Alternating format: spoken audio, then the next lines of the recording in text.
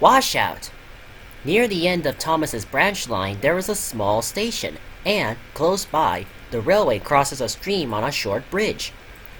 As the snow melted, the water in the stream rose higher and higher, rushing and swirling in its hurry to reach the river at the bottom of the valley.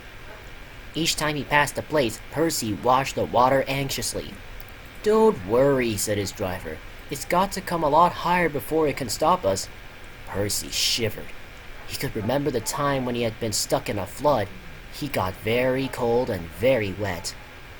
Next morning, Toby came up from the harbor. "No problem with the stream," he said cheerfully. "The water is much lower today." "That's good," said Percy.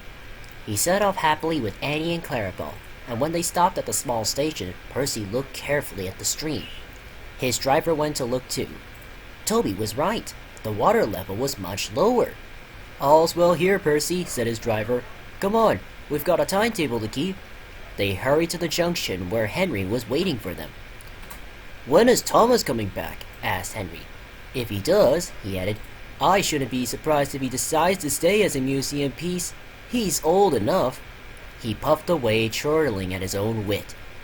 Annie and Clarabel were most upset. Percy had to spend so much time comforting them that he was late leaving with his next train.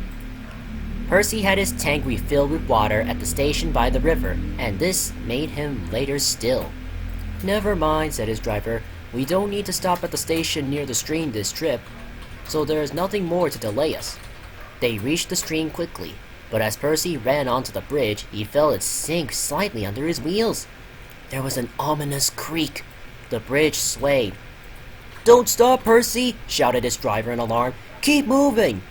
Percy didn't mean to stop, and that was lucky.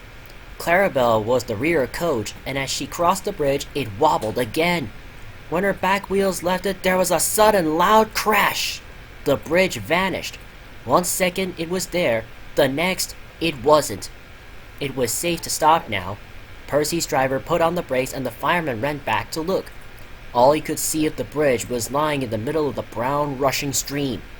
Annie, Clarabel, and Percy were badly shaken. The guard telephoned a warning, and they all went quickly home. The Fat Controller closed the line while the bridge was mended. At first, Toby and Percy enjoyed their rest, but they soon grew bored. When the bridge was repaired, Daisy had recovered from her snowy ordeal too, and things returned to normal. But for some time afterwards, Percy was extra careful whenever he crossed the stream, in which he had almost had a bath.